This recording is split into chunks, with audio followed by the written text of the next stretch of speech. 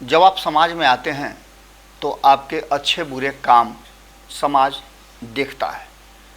लगातार बिहार और देश की राजनीति में उथल पुथल मचा हुआ है। नीतीश कुमार जब पिछले साल अगस्त में एनडीए छोड़कर के महागठबंधन की तरफ आए तो कहा ये कि वो बिहार को विकसित राज्यों की श्रेणी में लाने और भारतीय जनता पार्टी के जो गैर कहा जा रहा है कि संवैधानिक कार्य किए जा रहे हैं उसके विरुद्ध वो खड़े हुए हैं। भारतीय जनता पार्टी 8 साल से पूर्ण बहुमत की सरकार केंद्र में चला रही है। कई राज्यों में उसके सरकार हैं। नीतीश कुमार इसमें अधिकांश समय हिस्सा रहे हैं। 2014 से लेकर 2017 तक भारतीय जनता पार्टी से अलग रहे। 2013 में ही भारतीय जनता पार्टी को तब छोड़े थे जब नरेंद्र मोदी का नाम प्रधानमंत्री उम्मीदवारी के लिए भारतीय जनता पार्टी ने नीतीश कुमार से बिना पूछे घोषित कर दिया था। हालांकि तब एनडीए के प्रधानमंत्री के रूप में घोषित नहीं हुए थे, क्योंकि एनडीए का कोऑर्डिनेशन इन्हीं के पास था, इन्हीं के दल के पास था। ऐसी स्थिति में नीतीश कुमार को ऐसा लगा कि नरेंद्र मोदी उनसे कम अनुभवी होते हुए उनसे आगे कैसे जा सकते हैं। ये बातें कही जाती हैं, लगातार कही जाती हैं। जब जब चुनाव आते हैं केंद्र में तब तब ये बात कही जाती है। लेकिन 2014 में मोदी के विरुद्ध चुनाव लड़े नीतीश कुमार को अपनी हैसियत, औकात और वोट बैंक सब पता चला, क्योंकि लोकतंत्र में आपके पास जो वोट है वही आपकी पूंजी है और उसी पूंजी पर आगे आप रिस्क लेते हैं। नीतीश कुमार का वो रिस्क काफ़ी महंगा पड़ा और 2 सीटों पर आकर सिमट गए। कहानी इसके आगे बढ़ती है और 2015 में उन्होंने उन्हीं लोगों के साथ संबंध जोड़ लिया जिसकी चर्चा कल ही आपने सुना होगा कि आरसीपी सिंह खुले मंच से दिल्ली से कर रहे थे कि नीतीश कुमार ने जंगल राज, जिस जंगल राज को समाप्त किया, जिसके चलते वो सुशासन बाबू बने, वही सुशासन बाबू एक बार फिर से बिहार को उसी आग में झोंक चुके हैं अपनी कुर्सी के लिए।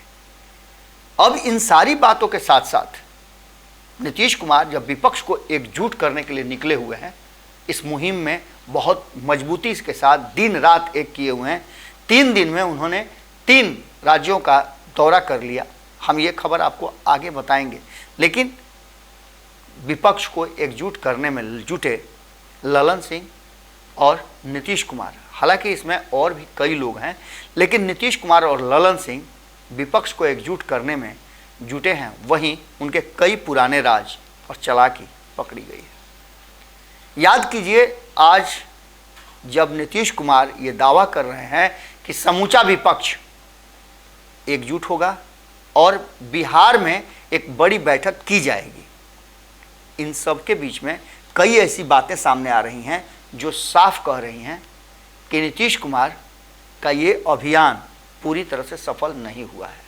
एक दिन पहले मिल करके वो आते हैं उड़ीसा में नवीन पटनायक से, और नवीन पटनायक दूसरे ही दिन मोदी के पास जाते हैं, वहाँ सारी बातें रख देते हैं, बंद कमरे की बातें भी सामने आ जाती हैं। लेकिन इसके साथ साथ जब वो महाराष्ट्र में जाते हैं तो भारतीय जनता पार्टी की बाँछें खिल जाती हैं, क्योंकि महाराष्ट्र में जब उद्धव ठाकरे की सरकार पलटी खा रही थी तब नीतीश कुमार के मुंह से एक भी शब्द नहीं निकला था। कोई सपोर्ट उन्होंने नहीं किया था और ना कोई प्रयास किया था विपक्षी एकजुटता का। तब नीतीश कुमार एनडीए का हिस्सा थे। ऐसा पहली बार नहीं हुआ है। कई बार जब केंद्र की सरकार रहते किसी राज्य में भी इस तरह के उथल पुथल हुए हैं तो नीतीश कुमार उसके गवाह रहे हैं, लेकिन उन्होंने इस पर कोई प्रतिक्रिया नहीं दी है।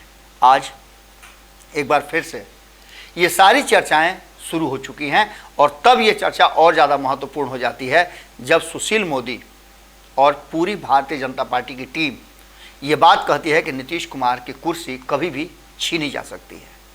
इसके साथ साथ विपक्ष को एकजुट करने निकले नीतीश कुमार आखिर किस स्वार्थ में घिरे हुए हैं?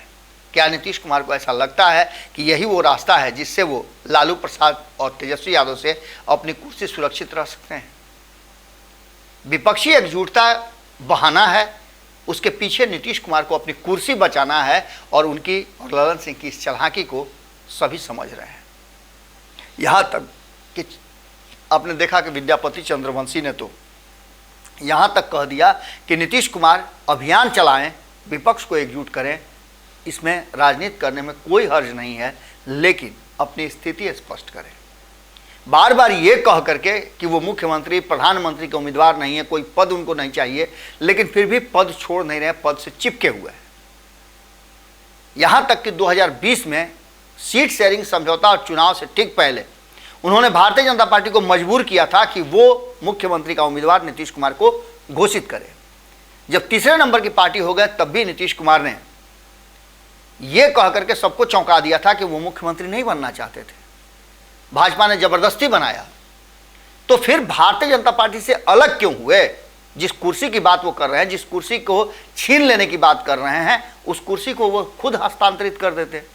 आज उसी कुर्सी के लिए नीतीश कुमार अलग अलग राज्यों का दौरा कर रहे हैं और उन्हें पता है कि इसी तरह से भ्रम में रख करके तेजस्वी यादव से अपनी कुर्सी बचाई जा सकती है। खैर, ये तो बातें चल ही रही है कि इसी बीच में कई राज्यों में जहाँ जहाँ उथल पुथल हुए हैं, चाहे वो अखिलेश यादव की बात कर लें, हेमंत सोरेन की बात कर लें, ममता बनर्जी की बात कर लें। जब ममता बनर्जी के यहाँ विधानसभा के चुनाव हो रहे थे तो नीतीश कुमार भारतीय जनता पार्टी के खेमे में खड़े थे। वहीं महाराष्ट्र में जो कुछ भी हुआ उसको लेकर के भी नीतीश कुमार की क्या प्रतिक्रिया रही है आप अच्छी तरह से जानते हैं। सबसे पुराने साथी शिवसेना जब एनडीए से अलग हुए तब भी नीतीश कुमार एनडीए का हिस्सा थे। अब इन सारी बातों को लेकर के देश भर में नीतीश कुमार की चर्चा जरूर हुई है, लेकिन इसके साथ साथ नीतीश कुमार के चालाकी की भी चर्चा हो रही है। अब इसमें कितनी सच्चाई है ये तो वक्त बताएगा, लेकिन नीतीश कुमार की इस यात्रा को भी अलग चश्मे से देखा जा रहा है। जुड़े रहिए भारत लाइव के साथ, अगली खबर जल्द ही आपके सामने होगी। अगर ये वीडियो पसंद आई और वह बिहार के राजनीति और बिहारियत से सरोकार रखेनी तो सब्सक्राइब बटन दबा के चैनल के सब्सक्राइब कर ली। ओजे एगो घंटी बा, ओकरा बटन दबा देला से कुल सटीक और मारक खबर रुआ मुफ्त में मिल जाई।